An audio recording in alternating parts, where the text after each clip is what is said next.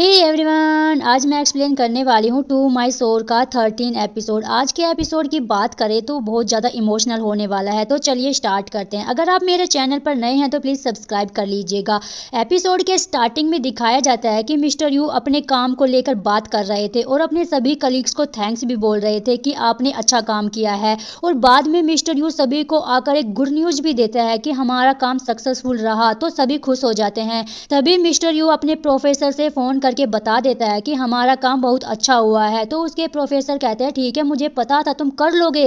तभी उसका प्रोफेसर फैनजाओ के पास कॉल करके बताता है कि हमारा काम हो गया है, हम पे करने के लिए रेडी है। तो फैनजाओ यू के बारे में पूछता है क्या कर रहा है। तो प्रोफेसर कहता है कि जैसा आपने सोचा था वैसा ही कर रहा है। तो फैनजाओ कहता है अब वो कहाँ पर है। वो कहता है कि काम होते ही घर चला जाएगा। तभी फैनजाओ सोचता है घर। नेक्स्ट सीन में दिखाया जाता है कि उसके सारे कलीग्स खुश रहते हैं। एक कहता है मुझे तो अपनी बेटी को पार्क में घुमाने के लिए जाना है।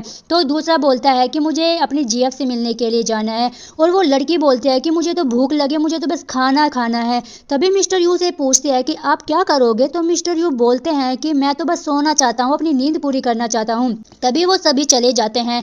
नेक्स्ट सीन में मिस्टर यू अपना सामान पैक करके खड़ा रहता है। तभी वो ड्राइवर से बताता है कि आप यहाँ पर ले चलो।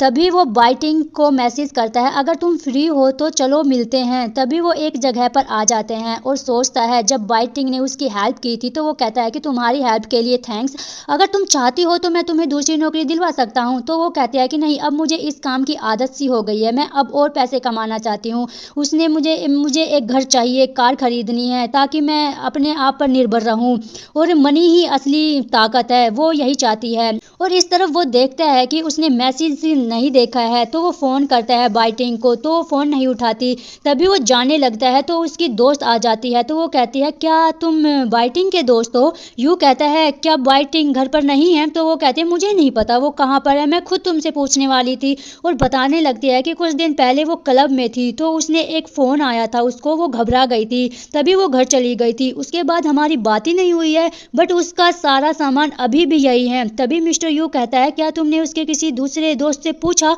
वो कहती है कि उसके ज़्यादा दोस्त नहीं हैं। तभी मिस्टर यू कहता है क्या तुम बता सकती हो किसने उसको बुलाया था। तभी वो लड़की कहती है मैं कह तो नहीं सकती, और कहती है कि एक लड़का था, उसने उसी के लिए कहा था, कमरा भी बुक किया था और महंगी शराब भी मंगाई थी, बट वो ज़्यादा देर तक नहीं रुका। मिस्टर यू कहता है कैसा था वो लड़का। वो लड़की कहती है अच्छा दिख रहा था, लंबा था, हैंडसम था और माचिस से धुआं निकाल रहा था, बट अब तो हर कोई लाइटर का यूज करता है। मिस्टर यू समझ जाता है कि ये फैनजाओ ने ही किया था, तो वो बहुत ज़्यादा गुस्सा आता है। इधर फैनजाओ भी घर आ जाता है। जैसे ही वो अंदर आता है वो देखता है कि वो पहले से ही मिस्टर यू उसके घर पे बैठे हुए थे, तो उसको देखकर शॉक्ड हो जाता है और वो तुरंत उसको हक करने लगता है और कहता है तुम सच में वापस आ गए, सच में लौट आए, मुझे तुम्हारी बहुत याद आई। मुझे ही पता है वो टाइम मैंने कैसे काटे हैं, मैं हर जगह गया जहाँ जहाँ हम दोनों गए थे, मैंने खाना बनाना भी सीखा। और कहता है कि तुम्हें खाना नहीं खाया होगा ना, चलो चलो मैं तुम्हारे लिए खाना बनाता हूँ, मैं तुम्हारे लिए बढ़िया सा खाना बनाऊंगा। जैसे ही वो जाने लगता है तो मिस्टर यू उसको रोक लेता है। तभी मिस्टर यू कहता है कि मैं तुमसे कुछ पूछने आया हूँ, प्रोजेक्ट खत्म होने वाला है, क्या तुम फिर से कोई प्लान बना रहे हो मुझे रोकने के लिए। तभी फैनजाओ कहता है क्या मतलब है तुम्हारा। मिस्टर यू कहता है क्या तुम बाइटिंग से मिले थे, फार्मा कंपनी अब तो तुम्हारे लिए कुछ भी नहीं है, मेरे भाई को सजा मिल गई, चलो वो डिजर्व करता था, क्या तुम अब बाइटिंग के बारे में सोच रहे हो। वो पूछता है बाइटिंग कहाँ पर है। फैनजाओ कहता ओ तुम ये पूछने के लिए आए हो यहाँ पर। तभी मिस्टर यू कहता है कि हमारे बीच क्या बात करने को रह गया है, तुमने कहाँ छुपाया उसको, बताओ मुझे। फैनजाओ घबरा जाता है और मिस्टर यू कहता रहता है अब मैं तुम्हें देखता हूँ तो मुझे नफरत होती है, घिन आती है और कुछ भी नहीं होता, कुछ फीलिंग नहीं आती। मुझे नहीं पता तुमने ये 3 महीने कैसे काटे, बट मेरे लिए बहुत ही बढ़िया रहे, आरामदायक रहे, मैं बस पूछ रहा हूँ बाइटिंग कहाँ है। तो फैनजाओ गुस्से में कहता वो मर गई है, वो मर चुकी है, उसने मेरे साथ जबरदस्ती की, तुमने मुझे मजबूर किया था उसके साथ ये सब करने के लिए। मिस्टर यू भी गुस्से में आ जाता है और कहता है कि तुमने क्या किया। तभी फैनजाओ हंसते हुए कहता है कि यू तुम्हारी बहुत सी कमजोरी है, बाइटिंग, तुम्हारा भाई, ये सब तुम्हारी कमजोरी है, उनके बिना ऐसा मत सोचो कि मेरे पास तुमसे निपटने का कोई रास्ता नहीं है, मैं तुम्हें अपने पास रखना चाहता हूँ, तुम्हारी माँ की आत्मा वो उनके लिए मुझे आशीर्वाद देगी। तो यू गुस्से से कहता है और पहले से ही वो स्वर्ग में है और तुम क्या करना चाहते हो, क्या तुम इंसान नहीं हो क्या। फैनजाओ हंसने लगता है और वो कहता है क्या मैं तुम्हारे लिए पहले से ही शैतान नहीं था। तो मिस्टर यू उसको एक मुक्का मारता है खिंचा के और कहता है कि तुम सच में शैतान हो, तुम जानते हो शैतान भी मरते हैं एक दिन। तभी वो उसको मिस्टर फैन उसको बुरे कामों की लिस्ट दिखाता है कि तुमने कर की चोरी की, रिश्वत ली, और उन्हें बताने लगता है क्या तुम्हारा बड़ा भाई तुम्हारी भाभी पर अवैध रिश्तों के लिए दबाव डालता था, और ये सब अपनी वजह से, ये सभी क्राइम अपने डैड के जरिए दबाने के सबूत है, और ये तुम्हारे डैड का आपराधिक साक्ष्य था, और नकली प्रोडक्ट बनाकर बेचना ये ड्रग्स थे। तो फैनजाओ कहता है ओ तुम क्या करना चाहते हो? तो मिस्टर यू कहता है कि तब तक मैं सेंड का बटन दबाता हूँ, अपने पूरी फैमिली के आपराधिक साक्ष्य मीडिया को भेज दूंगा। और तो फैनजाओ कहता है कि क्या तुम सच में मेरे साथ ऐसा करोगे? तभी मिस्टर यू हाथ हटा लेता है और रोने लगता है। कहता है मैं एक बार तुम्हें हर चीज में बढ़िया देना चाहता था, मैंने सोचा तुम एक अकेले आदमी के लिए स्वर्ग का उपहार हो, मेरे अकेलेपन को संभालने के लिए, और देखो ये तो मेरे ऊपर ही मजाक बन गया। वो कैंडी मैंने ही खा ली जिस पर जहर लगा हुआ था। तुम सच में मेरे लिए एक सजा थे, मेरे लिए ही नहीं मेरे आसपास रहने वाले हर इंसान के लिए। सच बताओ तुम क्या करना चाहते हो? फैनजाओ कहता है जो ये सबूत है मैं बाद में उन्हें धमकाने के लिए यूज करने वाला था, और अब मैंने अपने पैरों पर ही कुल्हाड़ी मार ली है। मिस्टर यू तुम्हारा दिल सच में बहुत ज्यादा सॉफ्ट है, क्या तुम सच में मुझे जेल भेजना चाहते हो? मिस्टर यू हाथ हटा लेता है और फैनजाओ कहता है तुम्हारा गिफ्ट मैं हूँ और तुम्हारी सजा भी मैं हूँ, मैं तुम्हें खोना नहीं चाहता हूँ, मैं कब तुमसे नहीं जीता, अपने भाग्य को स्वीकार करो। और वो पास्ट की बातें याद करने लगता है। फैन ने कहा था जब मैं डरूंगा तो तुम वहां रहोगे और मैं अपने आप को अकेला महसूस नहीं करूंगा, मैं तुम्हारे पैरों में गिर सकता हूं लेकिन एक पापी के रूप में नहीं। वो सारी बातें याद करने लगता है जो भी उसने कहा था फार्मा कंपनी के लिए, जो भी कहा था हर चीज याद करता है। तभी फैनजाओ उसको जबरदस्ती किस करने लगता है और कहता है इसमें मैं तुम्हारी हेल्प करता हूँ। तो फाइल को सेंड करने के लिए उस पर अंगूठा टेक देता है। आगे हमें दिखाया जाता है कि मिस्टर यू कहीं जाता रहता है, तभी उसको कॉल आता है, कहता है मैं बस पहुंचने वाला हूँ। इधर दिखाया जाता है कि वो सारे फ्रेंड पार्टी करते रहते हैं, वो सभी अपने ही काम के बारे में, प्रोजेक्ट के बारे में बात करते रहते हैं। इस तरफ मिस्टर यू भी अपने ऑफिस में बैठ के काम करता रहता है। तभी उसको एक कॉल आती है तो वो हॉस्पिटल में किसी से मिलने के लिए आता है। तो वो औरत कहती है मिस्टर यू मुझे सच में यकीन नहीं हो रहा है कि तुम मुझसे मिलने के लिए आए हो।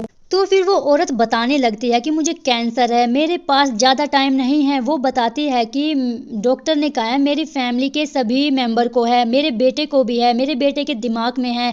तो मिस्टर यू कहता है कि मैंने सुना था कि आपका बेटा ठीक हो गया है। वो कहते हैं कि हाँ अब आपने उसको बचा लिया था, अब वो ठीक है। मिस्टर यू कहता है चिंता मत करो सब ठीक हो जाएगा। तभी वो औरत बताने लगती है अगर मैं मर गई तो क्या होगा मेरे बेटे का, ये दुनिया बहुत ज़्यादा खराब है और वो बहुत छोटा है अभी। मतलब वो सीधे सीधे तौर पर कहना चाहती थी कि मिस्टर यू उसको गोद ले ले, अपने पास रख ले। तभी वो बच्चा आ जाता है छोटा। तभी उसकी जो नैनी है वो कहती है कि न्यू ईयर आने वाला है, मुझे मेरे हस्बैंड और बच्चे के पास जाना है, क्या आप कोई और नैनी ढूंढ सकती है?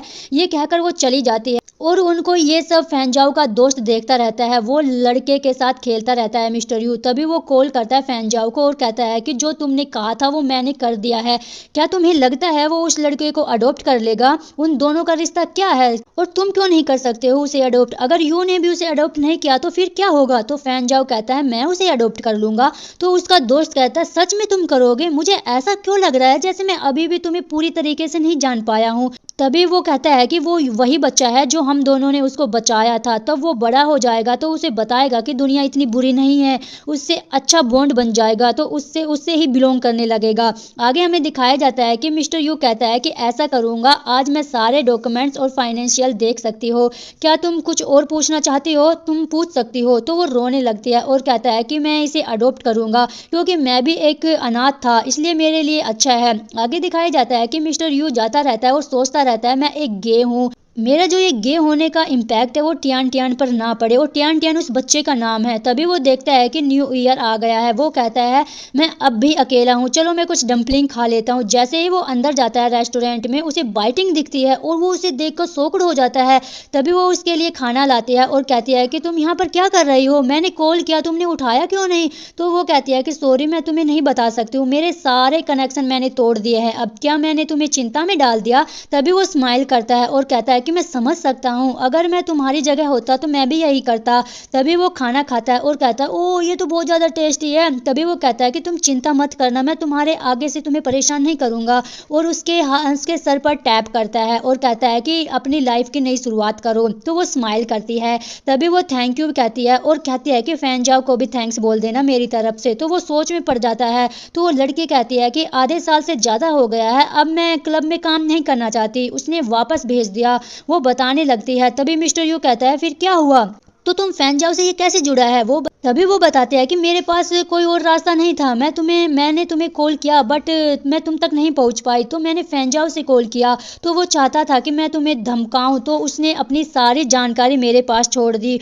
उसने कहा कि तुम बहुत बिजी हो और वो आपको परेशान नहीं करना चाहते थे, और उसने मेरे लिए रहने के लिए एक जगह दी और मुझे छुप जाने के लिए कहा। लेकिन छुपते छुपाते देखा तो मुझे लगा कि ये जो लाइफ है वो बहुत ज़्यादा अच्छी लग रही है। मैंने अपने बचाए हुए जितने भी पैसे बचाए थे, मैंने उससे ये दुकान खरीद ली। तो वो सोचता है फैनजाओ ने इसकी मदद की। फिर वो उससे पूछता है कि तुमने उसे कैसे हैंडल किया। फिर वो बताती है मेरे भाई को जुआ खेलना पसंद था, तो फैनजाओ ने उसकी हेल्प की, तो उसके बाद वो मुझसे दोबारा परेशान नहीं करेगा।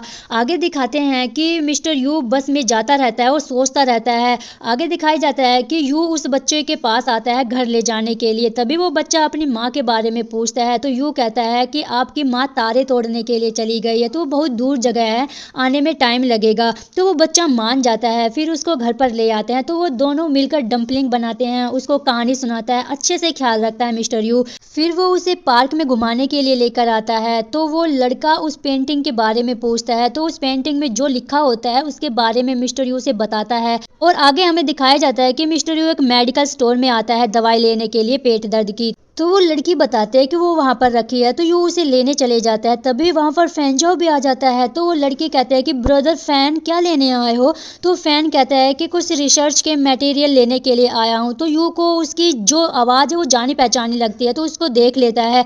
जैसे फैन उसकी तरफ देखता है तो छुप जाता है। तभी वो लड़की सारे डॉक्यूमेंट्स ला देती है। जैसे वो दोबारा देखता है तो फिर से छुप जाता है। तभी वो वहाँ से चला जाता है। मिस्टर यू देखता रहता है चला गया क्या। जैसे ही वो पे करके जाने लगता है तो फैन फिर आ जाता है और वो दोनों एक दूसरे को देखकर शॉक्ड हो जाते हैं और एक दूसरे की तरफ देखते रहते हैं। तभी उसको पास्ट की बातें याद आने लगती है, जब पहली बार फैनजाओ से मिला था।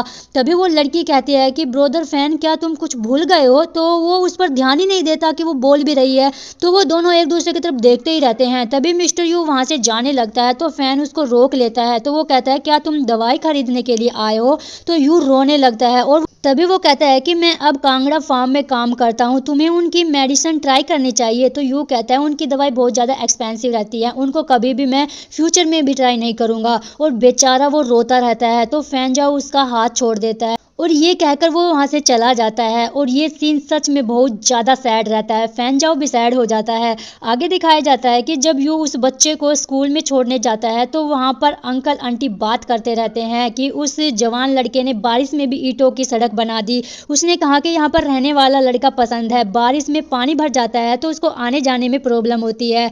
तो वो कहते रहते हैं शायद उस ऊपर जो लड़की रहती है उसके वो पसंद होगी उसको। तो ये यू सुन लेता है। तो ये कहकर वो वहाँ से चले जाते हैं। तभी वो बच्चा जाने लगता है तो वो मिस्टर यू उसको गोद में ले लेते हैं और उसी ईंटों पर चलकर जाते हैं। वैसे फैनजाओ कैसा भी हो पर वो यू से प्यार तो करता है। आगे वो एक रेस्टोरेंट में आते हैं अपने फ्रेंड के साथ। जब वो इधर उधर देखता है तो उसको फैन के साथ बिताए हर मोमेंट की याद आने लगती है। तभी वो लड़की कहती है क्या यू तुम कुछ ऑर्डर नहीं करना चाहते क्या।